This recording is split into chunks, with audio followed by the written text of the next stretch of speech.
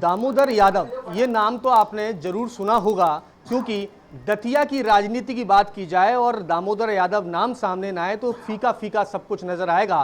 खासकर जब दतिया उपचुनाव की बेला है और आजाद समाज पार्टी से बतौर प्रत्याशी जो है दामोदर यादव जी जो है वो चुनाव मैदान में, और इसलिए कहा जा रहा है कि एक त्रिशंकु माहौल जो है वो बन गया है। दो बड़ी पार्टियां सामने हैं, खुद को कैसे देख रहे हैं आप? मैं ये मानता हूं कि पार्टी वो बड़ी होती है जिसके पास कार्यकर्ता ज़्यादा होते हैं। मेरी चुनौती है भाजपा और कांग्रेस दतिया को, दोनों को, कि दतिया के कार्यकर्ता अगर आजाद समाज पार्टी से आधे भी दोनों के पास मिला के दोनों मिला लें, अपने कार्यकर्ता इकट्ठे कर लें और आधे भी हों उनके पास, तो फिर मैं उनको बड़ी पार्टी मान लूँगा।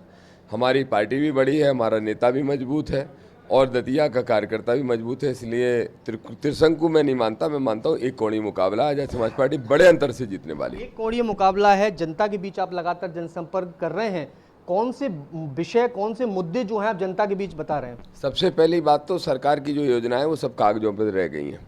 180 गांव में अभी घूम चुका हूँ, 20 गांव तो दोबारा से होके आया हूँ। 100 दिन पहले से मैं तैयारी कर रहा हूँ। मैं सबसे पहले कैंडिडेट घोषित हो गया था और मैंने देखा कि हर गांव में महिलाएं खड़ी हो जा रही। जितना मुझे पुरुष सुनने आ रहे उतनी महिलाएं सुनने आ रही। किसी का कुटीर मंजूर नहीं हुई है, तो किसी को वृद्धावस्था पेंशन नहीं मिल रही है, तो किसी को विधवा पेंशन नहीं मिल रही है। तो सरकारी जो योजना है वो अभी ज़मीन पे नहीं उतरी है, वो एक बड़ा मुद्दा है ही। लेकिन सबसे बड़ा मुद्दा दतिया शहर के अंदर यह है कि 70 साल में ही अगर देखें तो सिर्फ एक डालडा मिल नाम की फैक्ट्री बनी थी, वो भी नरोत्तम मिश्रा जी के कार्यकाल में बंद हो गई। तो आज दतिया के लोगों को रोजगार बिल्कुल नहीं मिल रहा। पढ़े लिखे 4-4 डिग्रियां करे हुए बच्चे 5-5 हज़ार रुपए के लिए ठेले लगाते फिर रहे हैं, चाट के ठेले लगाते फिर रहे हैं। आपको चुन लिया तो क्या करेंगे? सबसे पहले तो कुछ ना कुछ एक कारखाने की व्यवस्था कराऊंगा जिससे दतिया के शहर के पढ़े लिखे नौजवानों को रोजगार मिल सके।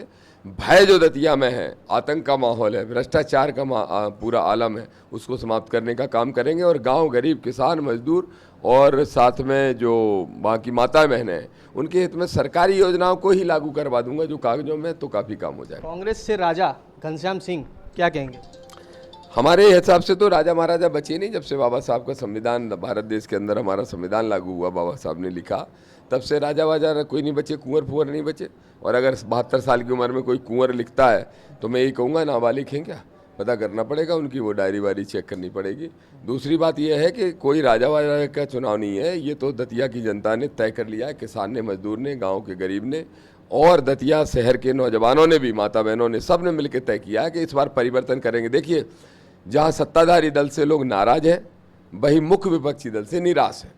इस नाराजगी और निराशा के बीच में एक नए विकल्प के रूप में आजाद समाज पार्टी उम्मीद की किरण बन के आई। आपने कहा, आपके कई बयान भी सामने आए हैं कि एक बड़ा आतंक, भय और डर का माहौल यह बना हुआ था, उसके बाद एक टिकट कटता है, लोग सड़कों पर उतर जाते हैं, एक नया चेहरा भाजपा उतार देती है मैदान में, कुछ बदलाव दिख पाएगा कि या टक्कर या चुनौती मिल पाएगी? नहीं, परिचय की मोहताज है भाई। बीजेपी का कैंडिडेट तो परिचय बताता फिर रहा है, नमस्ते में फलाना, नमस्ते में ठिकाना, नमस्ते में फलाना। और घनश्याम सिंह जब आ रहे हैं तो लोग कह रहे हैं कि तुम 2008 से कहाँ गायब हो गए थे। और 2008 में वो तीसरे नंबर गए थे, यहीं दतिया से लड़े थे लास्ट इलेक्शन, और कांग्रेस का टिकट होने के बाद तीसरे नंबर गए थे। तो दोनों ही कैंडिडेट बहुत कमज़ोर हैं और जनता का ज़बरदस्त रुझान। और ये चुनाव पहली बार सामाजिक न्याय के मुद्दे पर भी हो रहा है। बड़े स्पष्ट लोग कह रहे हैं कि जो घनश्याम सिंह हैं और जो आशुतोष हैं, दोनों की जाति के मिला के 20,000 वोट भी नहीं है, दोनों की मिला लें तो, और SC ST OBC और माइनॉरिटी मिला के 2 लाख है। तो वो 2 लाख मतदाता बड़े ठगे से महसूस कर रहे हैं और बदला लेने को तैयार हैं। कांग्रेस के प्रत्याशी जो हैं वो ये आरोप लगा रहे हैं कि आप बीजेपी के लिए बी पार्टी की तरह काम कर रहे थे और अब जब से टिकट नरोत्तम मिश्रा जी का कटा है, जो आपके तीखे बयान जो हैं सुर्खियों में हमेशा से रहते हैं, वो थोड़े कमजोर पड़े हैं। देखो, कांग्रेस के लोग तो हैं निठल्ले और निकम्मे, नाकारा। और ये नाकारा लोग, जो एक कहावत है ना कि नाच ना आवे आंगन टेढ़ा, तो जब ये खुद तो बीजेपी से मुकाबला कर नहीं पाते, जब आजाद समाज पार्टी या कोई भी तीसरा दल करता है तो इन लोगों के पास सबसे आसान तरीका होता है कि यही आरोप जड़ दे। आप ही बताइए, बिहार में, उत्तर प्रदेश में, पश्चिम बंगाल में, जहाँ भी तीसरा विकल्प खड़ा हुआ है वहाँ कांग्रेस खत्म हुई है। और उत्तर दिल्ली को भी ले लो, केजरीवाल की पार्टी को ले लो, आप कई ऐसे राज्य हैं, तो जहाँ भी तीसरा विकल्प तैयार होता है वहाँ कांग्रेस खत्म होती है। ये खत्म होते दिखाई दे रहे हैं, इसलिए घबरा रहे हैं। इसलिए जीतू पटवारी हो, अभी मैं देख रहा था वो दिग्विजय सिंह जी का बेटा, क्या नाम है उसका, हाँ, वो भी कुछ अनर्गल बात कर रहा था। तो ये जो भी ऐसे लोग हैं ये घबरा रहे हैं। इनकी राजशाही, इनकी विरासत, इनकी सियासत सब खतरे में है और एक किसान का बेटा, गरीब का बेटा चुनौती दे रहा है। क्योंकि चुनाव की बेला है तो ऐसे में आरोप प्रत्यारोप लगते हैं। भाजपा के प्रत्याशी ने भी ये आरोप लगाया है कि कास्ट फैक्टर का गेम खेल रहे हैं आप। बिल्कुल खेल रहा हूँ। कास्ट फैक्टर इस देश की सच्चाई है और इस देश की सच्चाई ये है कि जो आशुतोष तिवारी हैं उनकी बिरादरी के 14,000 वोट नहीं है और जो घनश्याम सिंह हैं उनकी बिरादरी के 5,000 पूरे वोट नहीं है। तो फिर 47,000 जाटा बहरबार, 32,000 कुशवाहा पाल, 24,000 यादव और पाल मुस्लिम और लोधी 15-15, 17-17,000 ये भूसा खाने के लिए हैं क्या?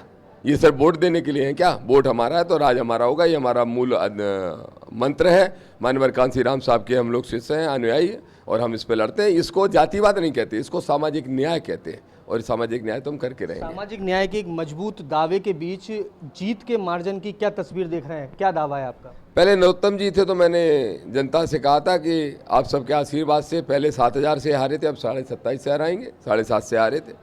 अब मुझे लग रहा है पहलवान थोड़े और कमज़ोर हो गए हैं तो ये 10-15 हज़ार और बढ़ सकता है। बिल्कुल, देखिए ये बड़ी बात बोली है कि पहलवान जो है, चुनावी पहलवान, वो थोड़े कमज़ोर और ज़्यादा हो गए हैं। ऐसे में उन्होंने अपनी मजबूत जीत का जो है वो दावा किया है। हालांकि मतदान के बीच जो जनता होती है और जनता खासकर जो मतदाता है वो जब अपने मताधिकार का उपयोग करता है तो बहुत साइलेंट होता है। ऐसे में अब देखना होगा कि दतिया विधानसभा के जो जागरूक मतदाता हैं वो किसे अपना प्रतिनिधि चुनते हैं। कैमरा पर्सन मदन मथुरिया के साथ कर्ण मिश्रा, न्यूज़ 24 दतिया।